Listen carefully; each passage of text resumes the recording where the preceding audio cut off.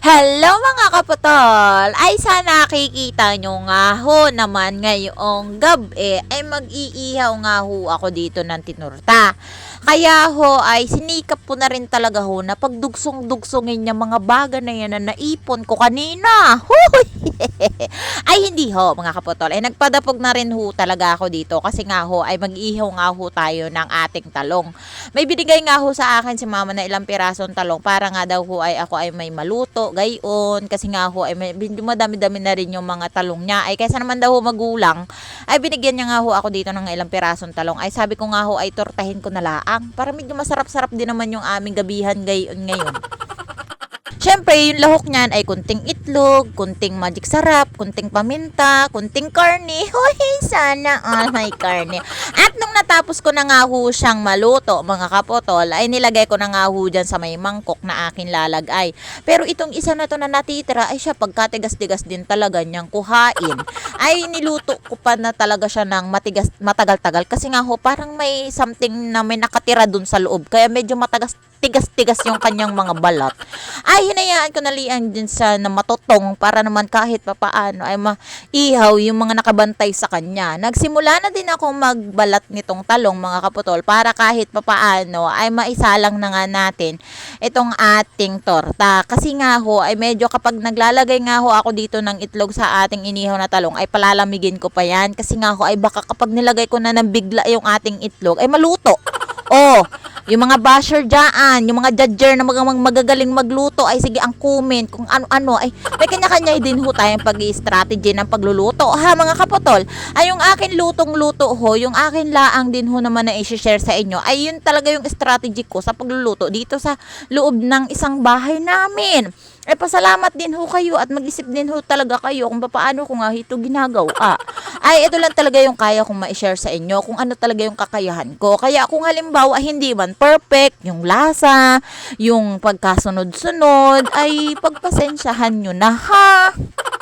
Basta mahalaga mga kapatol ay nagagawa natin kung ano yung mga dapat natin gawin kahit na wala tayong mga daliri. O ay so proud naman naghiwa na rin talaga ako dito at nagdurog na rin talaga ako ng ating pampabango na bawang. Ay naglalagay din ho talaga ako nito mga kapotol kasi nga ay kahit papaano ay ito na laang din ho talaga yung pampabango ko dito sa aking mga torta. Kahit pa tortang puso yaan, kahit anong torta basta naglalagay din ho talaga ako ng dinurog na bawang para amoy longganisa siya mga kapotol. Kasi kahit papaano ay may pampabango laang yung ating mga torta-torta na ating niluluto. Ay wag naman ho talaga kayong judger kasi ganyan din to talaga yung pag-i-strategy ko sa pagluluto mga kanitizen ha.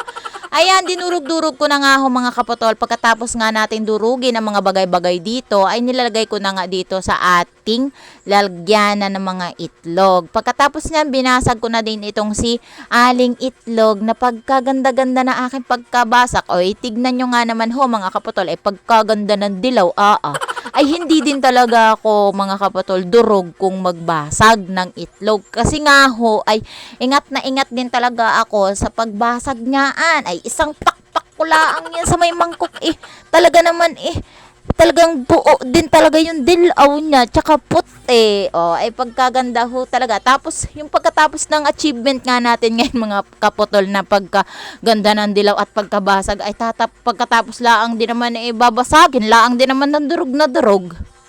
Tapos syempre ay sa galing ko namang magbate ay nilagyan ko na din talaga ng asin, magic sarap. Tapos syempre hindi natin makakalimutan aring si paminta.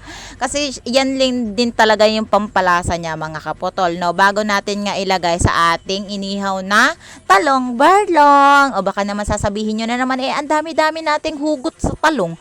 Tapos syempre dudurug-durugin mo lang yan or ipaplat mo lang yan mga kapotol para kahit papaano ay hindi nga siya mahirap iturota.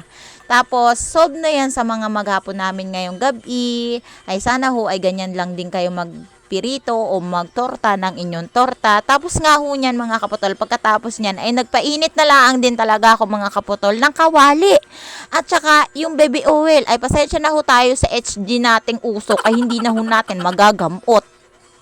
After 500 years nga mga kaputol, ay naluto na natin itong si tortang talong. Oh, ay tignan nyo ga ang aring texture, ay napakaganda nga ho tignan.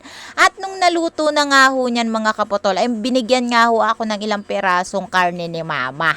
Nagayan nga ho na inihaw na parang yempo na hindi ko nga akalain na favorite ni Rigor at saka ni Elena. Huy, sana Rigor, bili mo naman ako ng yempo. Pero yung yempo namin mga kaputol ay binigay lang ng kapitbahay namin. Ay syempre mayaman-yaman naman sila, ay kailangan bahagian din kami sa mga yempo na yan. At nang makatapos nga ang ating inihaw na tortang talong na may lahok na yempo, ay pwede na tayong kumain mga kaputol. At maraming salamat sa mga netizen na nanonood at sa mga subaybay sa aking mga vlog. Thank you so much. Kain na tayo.